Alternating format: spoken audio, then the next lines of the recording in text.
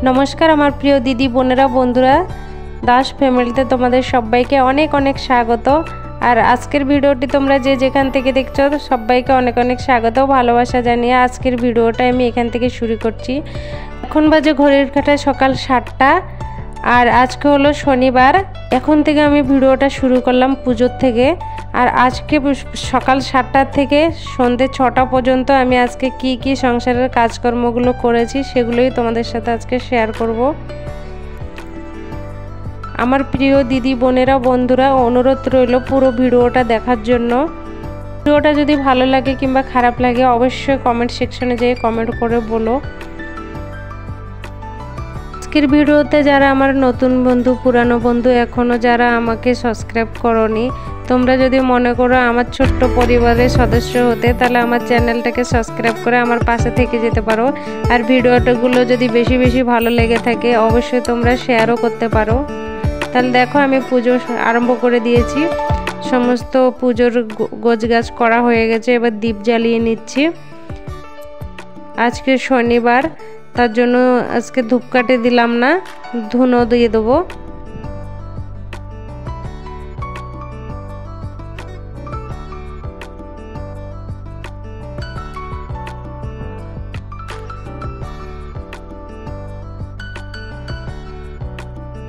পুজো সম্পূর্ণ করে এসে বন্টিকা আরুষকে আর আমিও জল খেয়ে চলে আসলাম রান্নার দিকে।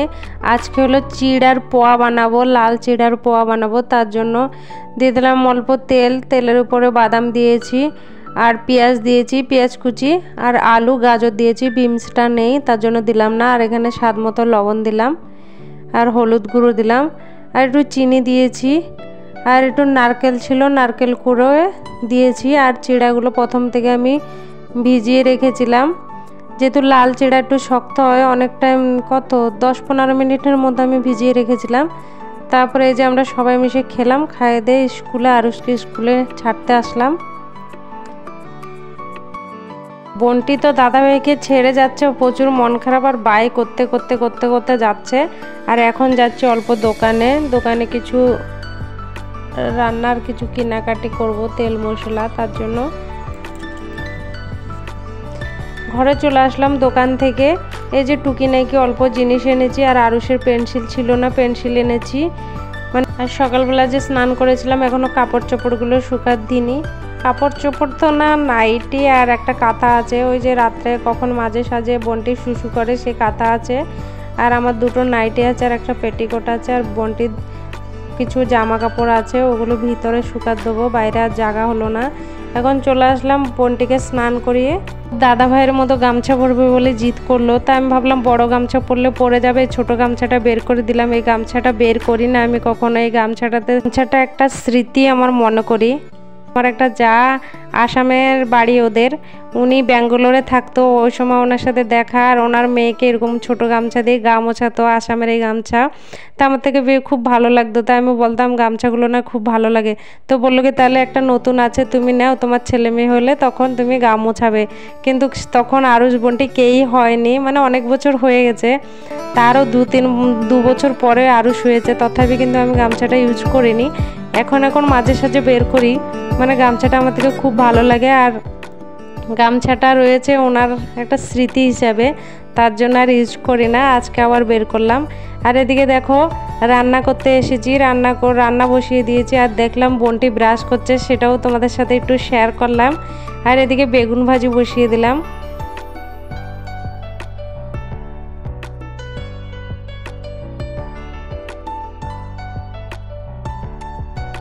এইদিকে যে বেগুন মাখিয়েছিলাম না, লবণ হলুদ আছে, তারপরে ভাবলাম আমি সয়াবিনগুলো এখানে দিয়ে ভালো করে নাড়াচাড়া করে দিই। সয়াবিনের গায়ে কিছু লবণ হলুদ লাগবে তার জন্য। এইদিকে চলে আসলাম সয়াবিন বড়ির তরকারি করব আজকে, তার জন্য মশলা করছি। মশলা অর্ধেক করতে করতে দেখলাম বেগুন ভাজিগুলো বেশ হয়ে গেছে, বেগুন ভাজিগুলো নামিয়ে নিচ্ছি। এবার সেই কড়াইতে আমি সয়াবিন বড়িগুলো ঢেলে দিলাম, ঢেলে ভেজে নিচ্ছি। আর দেখো মশলা করে এসে দেখলাম যে বন্টি প্রচুর চেঁচামেচি করছে বাইরে, দেখি খেলা করছে ঘর পোছা নিয়ে। ওকে দেখে এসে দেখলাম সয়াবিনগুলো ভাজি হয়ে গেছে, উঠিয়ে নিচ্ছি। এখন আবার একটু কড়াইতে তেল দিয়ে, তেলটা গরম হওয়ার পরে কালো জিরে দিয়ে দিলাম, একটা তেজপাতা দিয়েছি আর পেঁয়াজ কুচি কিছু দিয়েছি।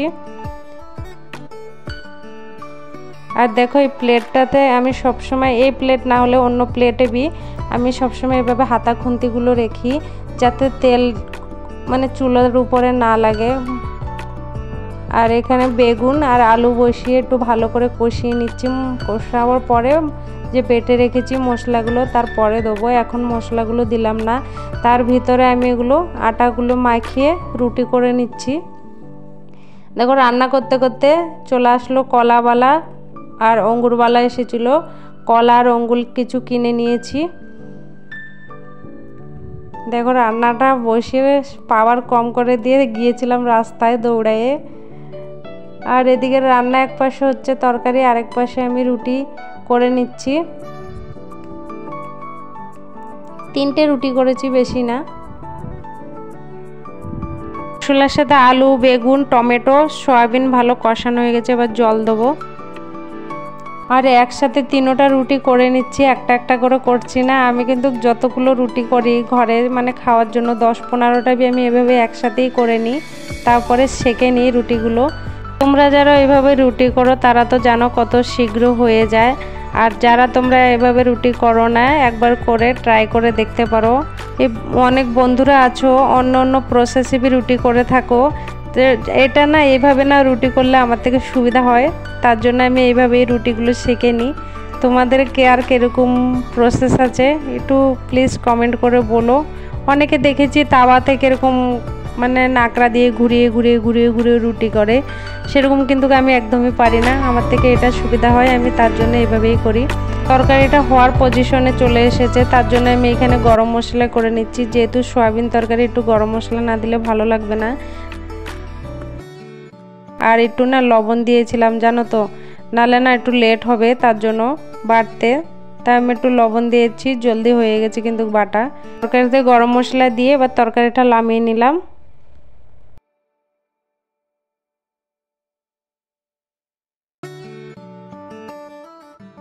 শিলনোড়াটা ভালোভাবে জলে ঘষে ঘষে ধুয়ে রেখে দেবো জায়গা মতো। আর এখন বাসন মাজবো, তার জন্য একটা সাবান ছিঁড়ে নিলাম। ওই যে পাউডারগুলো দিয়ে বাসন মাজতাম না, ওই পাউডারগুলো সরে গেছে। পাউডারের নাম যেন কি শশী পাউডার না কি একটা নাম, সঠিক আমার মনে পড়ছে না। আরুষের বাবার কিন্তু মনে থাকে, আমার কিন্তু মনে থাকে না পাউডারটার নাম। আর এদিকে রান্নাবান্না করার পরে দেখলে ঘর দরজা পরিষ্কার করে চলে আসলাম আরুষকে স্কুলে নিতে। বেশ সুন্দর দেখা যাচ্ছিল গরুটা, তার জন্য তোমাদের সাথে শেয়ার করলাম। এই যে আরুষ আর অঙ্কিতা চলে এসেছে, এবার বাড়িতে যাব। স্কুল তো কখন ছুটি হয়ে গেছে, স্কুলে টিউশন হয়েছিল ওর জন্য কম বাচ্চা। বাড়িতে আসার পরে দেখো দুপুরের খাওয়া দাওয়া বাড়া হয়েছে, এখন 2:30 বাজে। এখানে সয়াবিন তরকারি, বেগুন ভাজি, আচার নিয়েছি আর একটু পেঁয়াজ। আর এটা দেখো বিকালের ভিডিও, 5:35 হয়ে গেছে। এটা একটা মশলা রাখা হয় তার টিফিন বাটি, ধুয়ে দিলাম আজকে। আর কালকে রাত্রে না একদম ঘুমাতে দেয়নি। দেখো দুপুরবেলা খাওয়া দাওয়া হয়েছিল, ওই থালা কিন্তু রাখা আছে, মাঝে নিয়ে শুয়ে পড়ছিলাম, এত জোরে ঘুম পাচ্ছিল। মানে বন্টি আর আরুষ একটু পিছনে খেয়েছিল, লেট হয়েছিল ওদের খেতে। তা আমি কি করেছি, খাওয়া দাওয়া করে বাসন রেখে না আমার বাসনটা মাজা হয়ে গেছিলো, ওগুলো 2 ভাইয়ের বাসনটা মাজা হয়নি, ওগুলো রয়েছে। আর আমি না একদম ঘুমিয়ে পড়েছিলাম গো। আমি তো বলতেই পারবো না, ওই একজন মামি এসে আমাকে ডাকছিল। উনি কিন্তু দুপুরবেলা আমাকে ফোন করেছিল যে সেলাই করতে যাব, আমার একটা জিনিস আছে রিপু করার জন্য। তা আমি বলেছি আমি যে সময় সেলাই করতে বসবো আমার একটু সেলাই বাকি আছে, তখন আসবে ফোন করলে। তা আমি আর ফোন করিনি বলে উনি নিয়ে চলে এসেছিলো। এসে দেখে যে আমি ঘুমিয়েছি, উনি আমাকে ডাকলো। তারপরে উঠে ওনারগুলো সেলাই করলাম, সেলাই করে আমারগুলো সেলাই করছি। সেলাই করতে করতে দেখো 6:30 হয়ে গেছে। তা আমি ভাবলাম যে বাইরে জামা কাপড়গুলো পরে আছে ওগুলো নিয়ে যাই, তারপরে আবার তোমাদেরকে দেখাচ্ছি কি সেলাই করেছি। আর দেখো 6:30 হয়ে গেছে, এখানে কিন্তু এখনো সন্ধে হয়নি। দেখো বেশ আলো আছে, 7টার দিকে এইদিকে সন্ধে হয়। আর কিন্তু বেশ গরম পড়ছে গো ব্যাঙ্গালোরে। তোমরা কেমন আছো, কে কোথায় আছো, কীভাবে একটু কমেন্ট করে জানাবে তো কীরকম গরম পড়তেছে তোমাদের ওইদিকে। দেখো এই ড্রেসটা সিলাই করেছি, এই ড্রেসটা অনলাইন থেকে নিয়েছিলাম। আর দেখো এই গলায় কিন্তু এই লেসটা ছিল না, এই লেসটা আমি লাগিয়েছি, হাতায়ও লাগিয়েছি, নিচেও লাগিয়েছি। ড্রেসটা কেমন হচ্ছে বলো। আর তার সাথে ওড়নাতেও লাগিয়েছিলাম, মানে ওড়নারও চারপাশে এই লেসগুলো লাগিয়েছি। ড্রেসটা কেমন লাগছে কমেন্ট করে জানাবে। আশা করছি বন্ধুরা আজকের ভিডিওটি তোমাদের কাছে ভালো লাগবে, ভালো লাগলে লাইক শেয়ার কমেন্ট করবে। এই ছিল আজকের ভিডিও বন্ধুরা, ভালো লাগলে অবশ্যই কমেন্ট করবে, খারাপ লাগলেও অবশ্যই কমেন্ট করবে। আর আজকে এই পর্যন্ত, দেখা হচ্ছে নেক্সট ভিডিওতে। ততক্ষণে তোমরা ভালো থাকবে, সুস্থ থাকবে, টাটা।